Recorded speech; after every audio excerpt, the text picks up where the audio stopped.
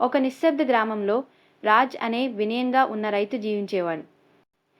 ప్రతి ఉదయం సూర్యోదయానికి ముందే చిరునవ్వుతో మరియు ప్రార్థనతో తన పొలాలకు వెళ్ళేవాడు. అతడి భూమి చిన్నదే కానీ అది తనకు చాలా విలువైనది. కష్టం, ఓర్పు మరియు ప్రకృతికి భక్తి ఇవే మంచి పంటకు మూలంగా రాజ్ నమ్మకం కలిగి ఉండేవాడు. ఒక సంవత్సరం భయంకరమైన ఎండ వేసింది. పంటలు పొట్టుబయలయ్యాయి. చాలామంది రైతులు నమ్మకాన్ని కోల్పోయారు. కానీ రాజ్ మాత్రం వెనుకడుగు వేయలేదు. వర్షపు నీటిని పొదుపుగా నిల్వ చేశాడు. నేలపై గడ్డి వేయించి తేమను నిలిపాడు. మరింత కష్టపడ్డాడు. చుట్టుపక్కల వారు అతడిని నవ్వుకున్నారు. కానీ అతడు ఆగలేదు. చివరికి ఆలస్యంగా వర్షం కురిసింది.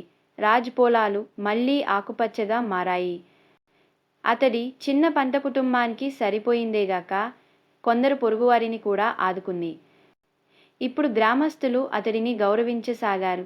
రైతుగా కాదు, ఆత్మవిశ్వాసం కల వ్యక్తిగా.